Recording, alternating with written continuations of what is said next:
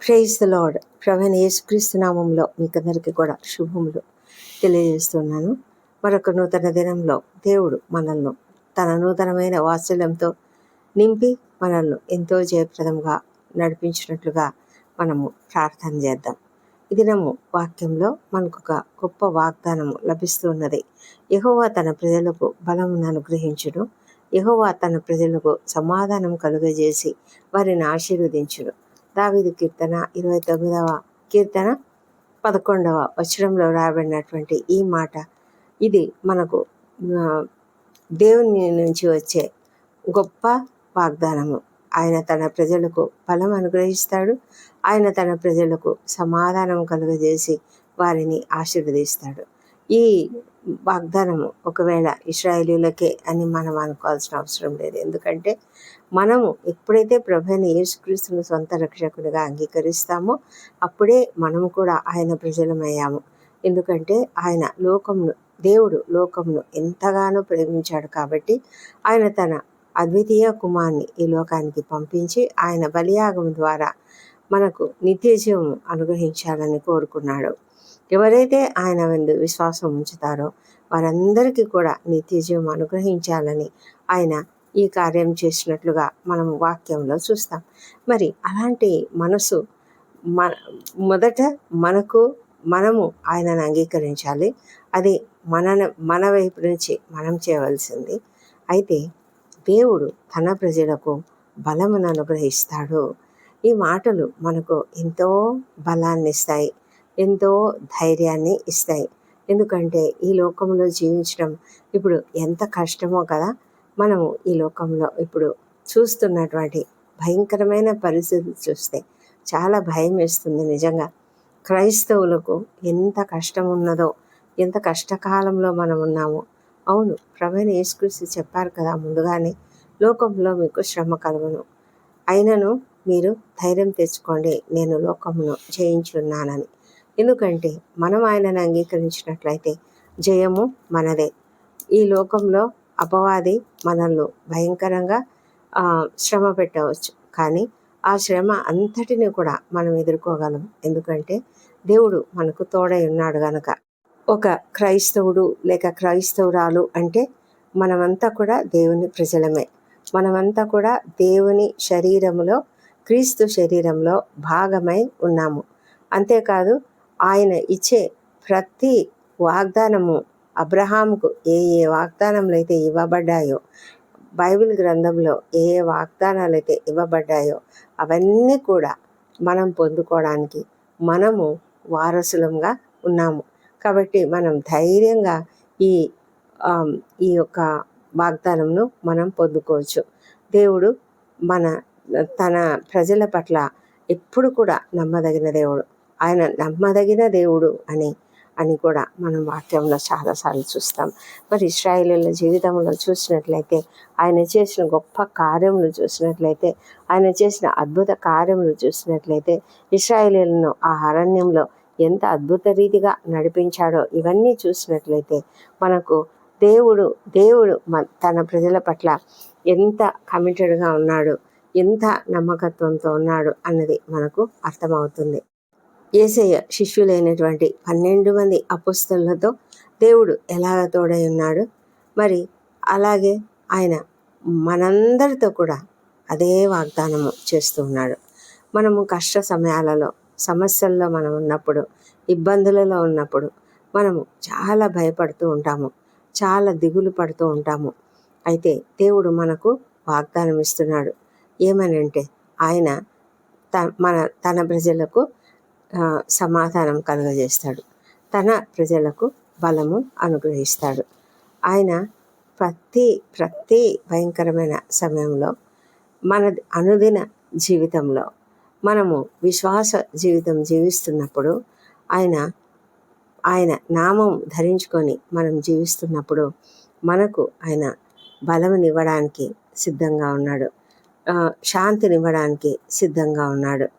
ఈ 29వ కీర్తన చూసినట్లయితే దేవుని యొక్క వాగ్దానము ఎంత ప్రాముఖ్యమైనవి మనకు అర్థమవుతున్నాయి. ఎందుకంటే అక్కడ మనకు దేవుని యొక్క బలము కనిపిస్తుంది. దేవుడు ఎంత బలవంతుడు అంటే ఆయన తన బలమును మనకు అనుగ్రహిస్తాడు. ఆయన ఎంత బలం గలవాడు, ఆయన స్వరం ఎంత గొప్పది. ఆయన ఒక్కసారి ఒక్క మాట మాట్లాడితే కూడా ఎంత అద్భుతాలు జరుగుతాయి. ఆ స్వరము ఎంత శక్తివంతమైనది. ఇవన్నీ కూడా అక్కడ రాయబడి ఉన్నది కదా. మరి దీనిని బట్టి మనకు అర్థమయ్యేది ఏంటి అంటే, ప్రభువైన యేసుక్రీస్తు మనల్ని ప్రేమిస్తున్నాడు కదా. అదేవిధంగా మరి దేవుడు తన ప్రజలను ప్రేమించిన రీతినే మనకందరికీ కూడా ప్రతి వాగ్దానం ఇచ్చి మనము వాటిని నమ్మమని చెప్తున్నాడు. ఆయన వాగ్దానం ఇస్తున్నాడు. అయితే ఆ వాగ్దానమును మనము నమ్మాలి. నమ్మడానికి మనం సిద్ధంగా ఉన్నప్పుడు నమ్మిన వానికి సమస్తము సాధ్యమే. ప్రభువైన యేసుక్రీస్తు అదే కదా చెప్పారు. ఆయన చెప్పేది ఏంటంటే, నమ్మువానికి సమస్తము సాధ్యం. మనం నమ్ముతున్నామా? మనం అడిగినవన్నీ పొంది ఉన్నామని నమ్మండి అని చెప్పాడు. మరి ఆయన తన బలమును మనకు అనుగ్రహిస్తాడు. అందుకే పౌలు గారు ఏం చెప్తున్నారంటే, మన బలహీనతలో దేవుని యొక్క బలము పరిపూర్ణమవుతుంది. కాబట్టి నా బలహీనతల యందే నేను అతిశయిస్తూ ఉన్నాను. ఆయన నాకు ఇచ్చు బలం నందే నేను బలమును పొందుకుంటూ ఉన్నాను. ఆయనే నా బలము అన్నట్లుగా మరి పౌలు గారు మాట్లాడుతూ ఉన్నాడు. అంతేకాదు, ఆ బలములోనే ఆయన సమస్తమైన కార్యములను జయప్రదంగా చేయగలుగుతాను నేను అని కూడా ఆయన చెప్తూ ఉన్నాడు. అలాంటి గొప్ప విశ్వాసం మనకున్నట్లయితే మనం కూడా ఆయన సన్నిధిని అనుభవిస్తూ అనుదినము ఆయనతో సమయం గడుపుతూ మరి ఆయన ఇచ్చే ఆ బలమును మనం పొందుకుంటాము. ఆయన ఇచ్చే ఆ కాన్ఫిడెన్స్ అనేది మనకు పొందుకుంటాము. ఆ కాన్ఫిడెన్స్తో మనము ఈ లోకంలో ఏమేం చేయవలనో అవన్నీ కూడా చేయగలుగుతాము. ప్రతి పరిస్థితిలో కూడా దేవుడు మనకు జయం అనుగ్రహిస్తాడు. ఆయన బలములోనే మనము జయం పొందుతాము. మనం బలహీనులమని అనుకోవాల్సిన అవసరం లేదు. ఆయన బలవంతుడు. ఆ బలమును ఆయన మనకిస్తున్నాడు. ఆయన సమాధానమున కర్త. ఆ సమాధానమును మనకిస్తున్నాడు. కాబట్టి మనమంతా కూడా అలాంటి గొప్ప సమాధానమును పొందుకోవాలి. అలాంటి గొప్ప బలమును పొందుకోవాలి. దావీదు ఎప్పుడు కూడా చెప్తూ ఉంటాడు, యెహోవా నా బలము అని. అవును, ఆయన బలము. దేవుడే మన బలమైతే మనము ఇంకెందుకు భయపడాలి? మనము ఎంత బలవంతులమైతే మనము మన శత్రువులను అంత తక్కువగా చూడొచ్చు, అంత బాగా వాళ్ళని ఎదుర్కోవచ్చు, అంత బాగా మనం జయం పొందుకోవచ్చు. దావీదు ఏ విధంగా అయితే యుద్ధము యెహోవాదే అని, నాకు బలము ఆయనే ఇస్తాడు అని ఎంతగా నమ్మాడో, అదేవిధంగా మనం కూడా నమ్మకంతో విశ్వాసంతో దేవుని సన్నిధిని పొందుకుంటూ నిత్యము ఆయనతో సహవాసం కలిగి ఉంటూ ఈ లోకంలో మనం ఎదుర్కొంటున్నటువంటి ప్రతి సమస్య, ప్రతి శ్రమ, ప్రతి బాధ, వేదన సమస్తం కూడా జయించగలగడానికి దేవుడు మనకు కృప అనుగ్రహించునుగాక. దేవుడి కృపావార్తను దీవించునుగాక. ప్రార్థన చేసుకుందాం. ప్రార్థనలలో అందరూ కూడా తప్పక ఏకీభవించండి. ఏకీభవించినట్లయితే తప్పక ఆమెన్ అని కామెంట్ చేయండి. పరిశుద్ధుడా, ప్రేమ కలిగిన మా ప్రియ పరలోకపు తండ్రి, నీకు వందనములు తండ్రి. ప్రభావ మహాత్యములు గలది దేవా, నీకు స్తోత్రములు. మా ప్రభా తండ్రి, నీవు ఎంత గొప్ప దేవుడవు, సార్వభౌమ అధికారం గలవాడవు, మహోన్నతుడవు, సర్వశక్తిమంతుడవు తండ్రి. నీకే వేలాది వేల స్తోత్రములు. నీ స్వరము బలమైనది, నీ స్వరము ప్రభావం గలది.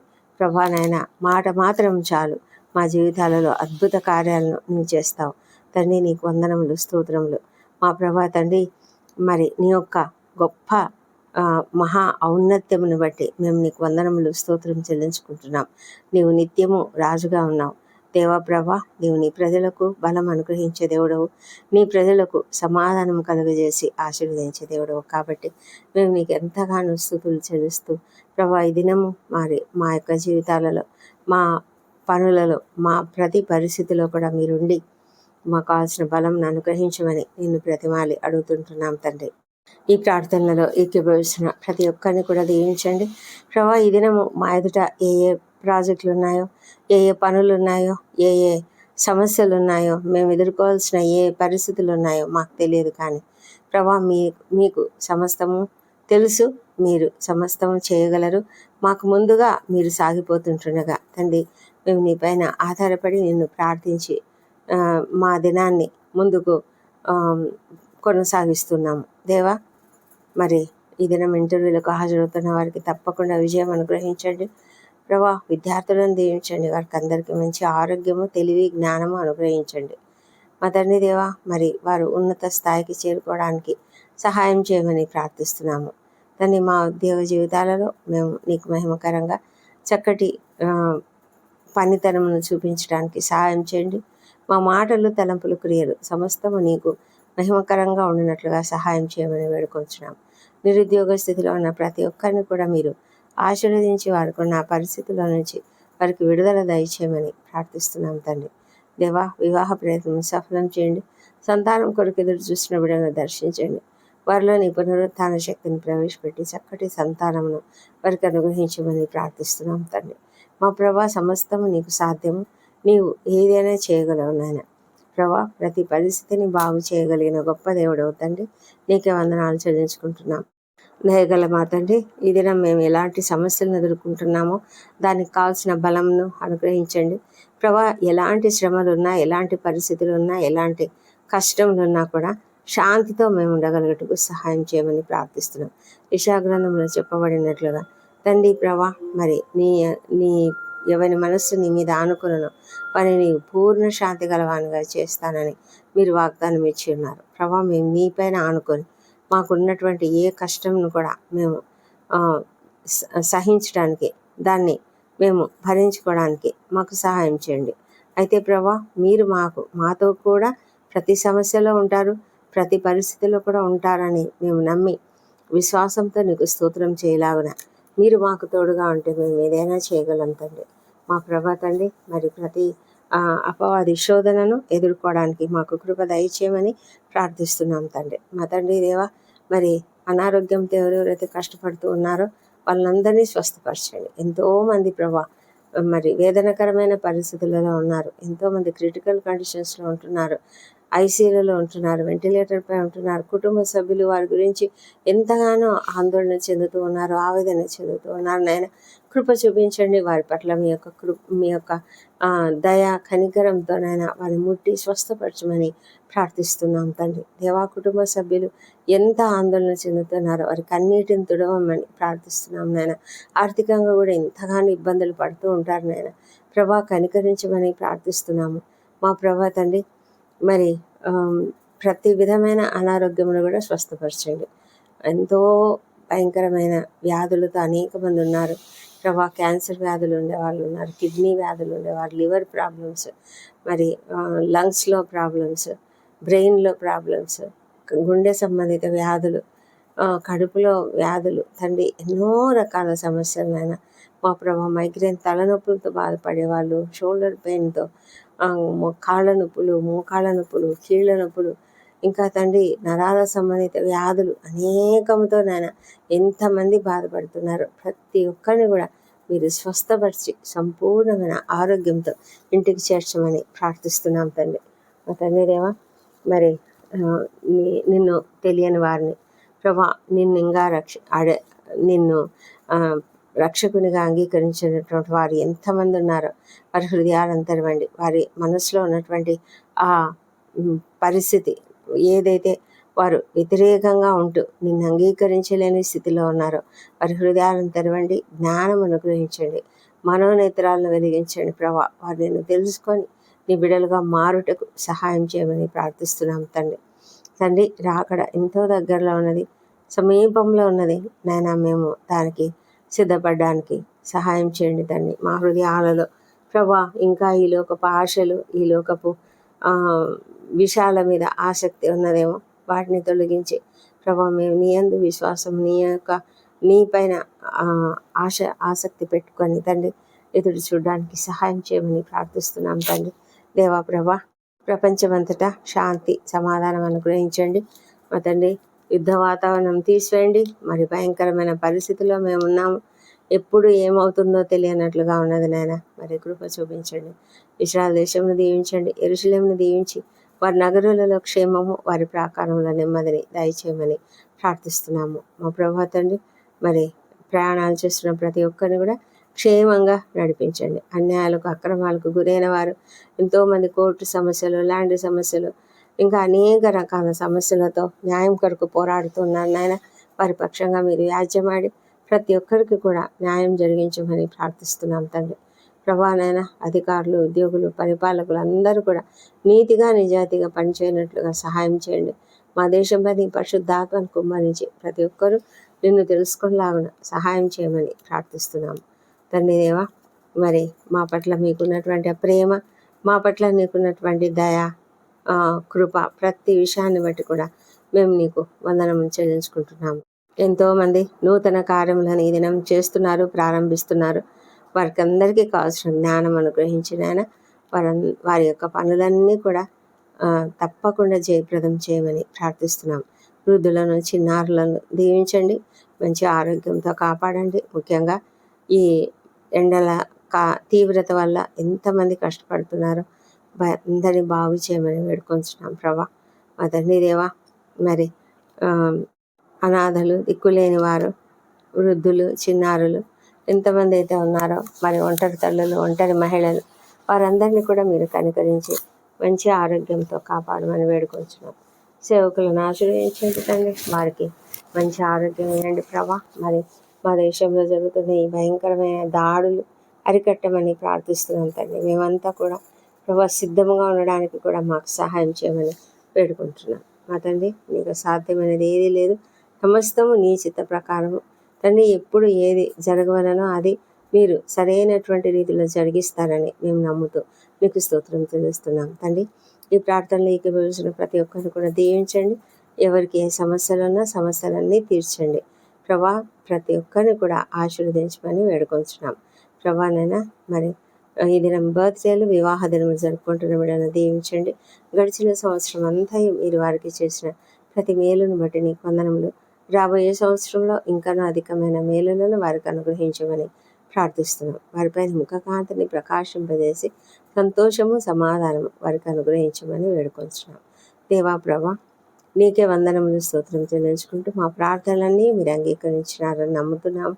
ఈ ప్రార్థనలన్నీ మా ప్రభువును, మా ప్రియ రక్షకుడునైన యేసుక్రీస్తు అత్యంత శక్తిగల నామంలో అడిగి పొంది ఉన్నామని నమ్ముతూ నీకు స్తోత్రం చెల్లిస్తున్నాం తండ్రి. Amen, amen.